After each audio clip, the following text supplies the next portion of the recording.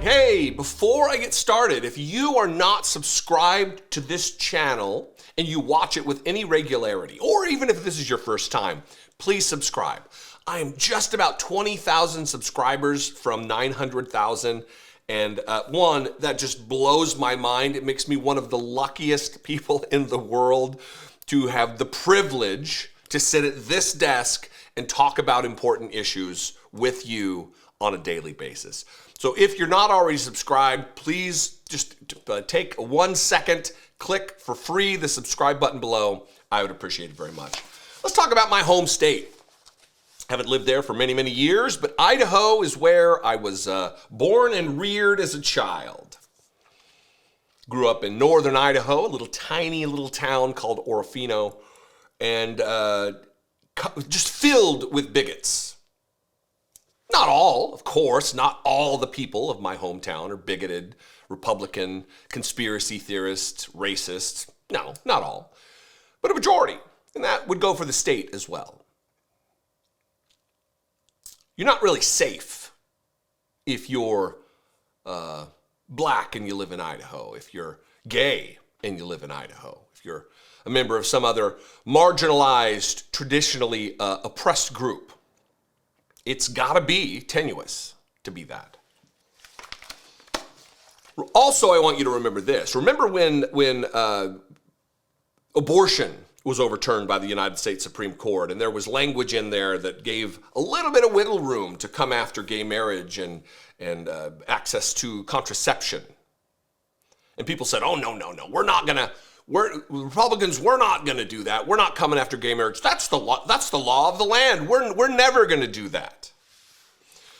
Well, leave it to Idaho, which is some sort of a trial balloon, I think, to go after that very right.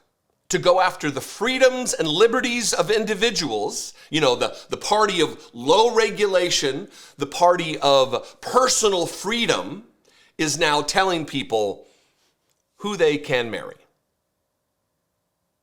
Because if they want a natural marriage, which is just coded language for white Christian nationalism.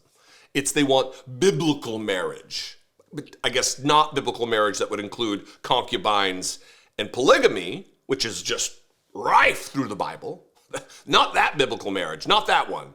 I mean, how many wives did David have? A man after God's own heart? Like 1,500 wives and concubines? Who knows? But not that kind. Just the kind of Adam and Eve. One man, one woman. Yeah. Here's, I don't know that I've ever read from my hometown Boise newspaper, Idaho Statesman. Idaho resolution pushes to restore natural definition of marriage, ban same-sex unions. An Idaho House Committee will consider a formal statement asking the United States Supreme Court to end same-sex marriage nationwide and allow the state to restore its ban on such unions. Wait, what? I thought they weren't coming after gay marriage. Could it be that Republicans are abject fucking liars and cowards and not dedicated to the prospect of freedom and liberty and all of the jingoistic buzzwords they love to throw around? I think so. Are these Christians not acting Christ-like? I think so. Representative Heather Scott, Republican of Blanchard, proposed the measure that calls the 2015 decision from the nation's highest court to legalize same-sex marriage as an illegitimate overreach. It asked the court to reinstate the, quote, natural definition of marriage, saying that is between one man and one woman. Again, that's code. That's coded language that is used by white supremacists, white Christian nationalists specifically, like Heather Scott, to communicate natural rights, natural law, meaning given to us by God, her God in particular. Not your God, maybe. Not your particular interpretation of the Bible. Hers. That's the one that is most important and that should rule your life, your private life. The court's 2015 ruling in Obergefell v. Hodges was a landmark decision that allowed gay couples to wed across the country, even in states that still banned unions of people from the same gender. The ruling also was widely recognized as a turning point in Americans' views on same-sex marriage, which have become much more favorable over the last 2 decades, according to national polling from the Pew Research Center.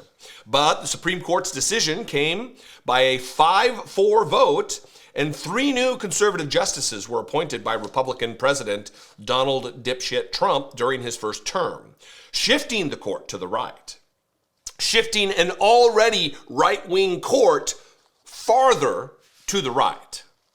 2 of the court's most hardline conservatives, Justices Clarence Thomas and Samuel Alito, you'll notice 2 of the most hardline conservative justices are also the ones that cannot get enough gifts from billionaires, cannot ingratiate themselves with the wealth of oligarchs.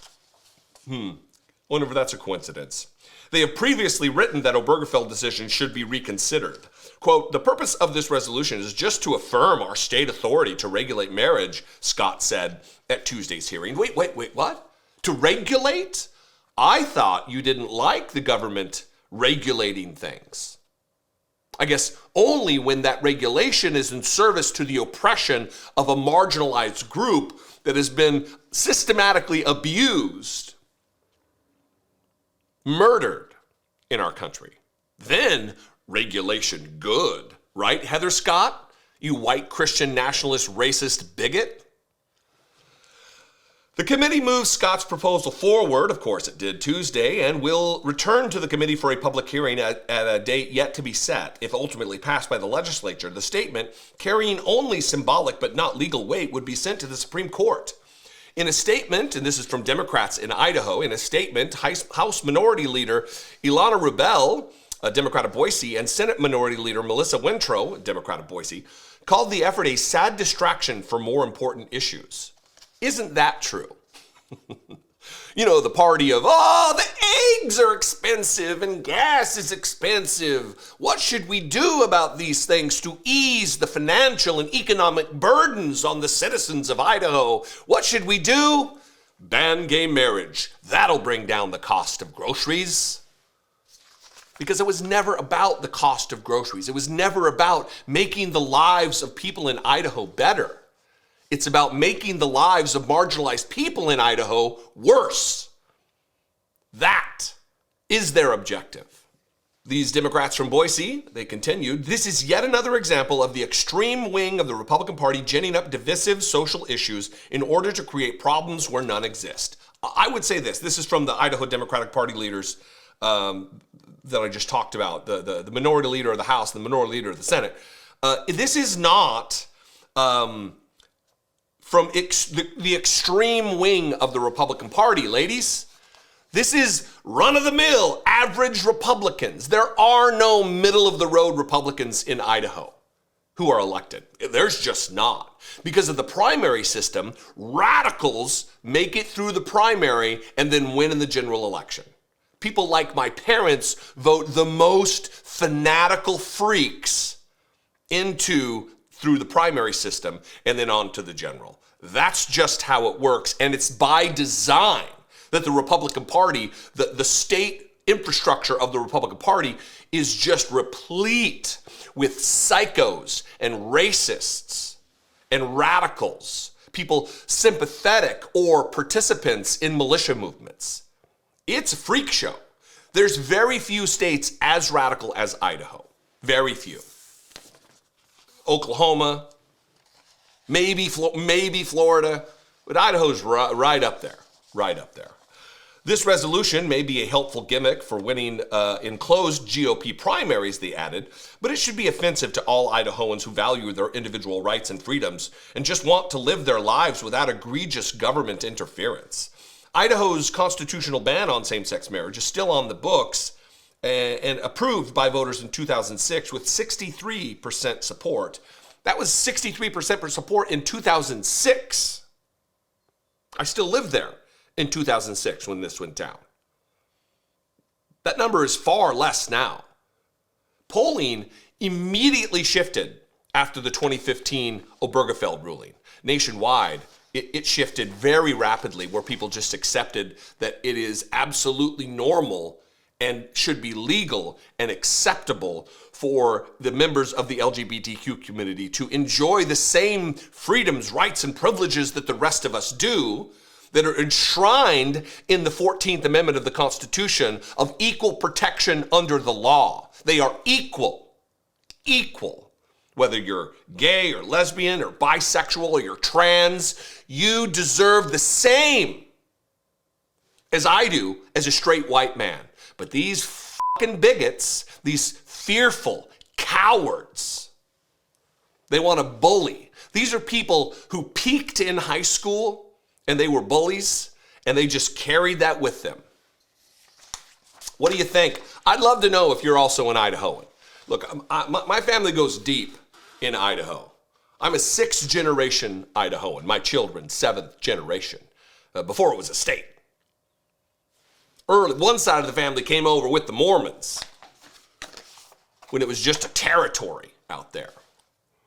Anyway, what do you think? I'd love to know from you. You can comment below. That'll be great. Help the algorithm to share this content with new viewers. You can also call, leave me a voicemail, 714-576-4054. And you can email me daily at dollemore.com. Come and get me, you bigot haters. I know there will be some, and I welcome your input as well. Please try to use correct punctuation and spelling. And before you leave a comment, know the differences between your and your, okay? I know you can do it. Well, I hope you can do it. If you appreciate what I do and you want to help support this work, click the join button below, become a channel member for $2 a month. Go to my Patreon page, patreon.com/IDoubtIt podcast. You can also give a super thanks. There's all kinds of ways to support. Dollemore.com, the new merch store, a bunch of ways. I love and appreciate you very much. I will see you next time. Be genuine. Take care of one another.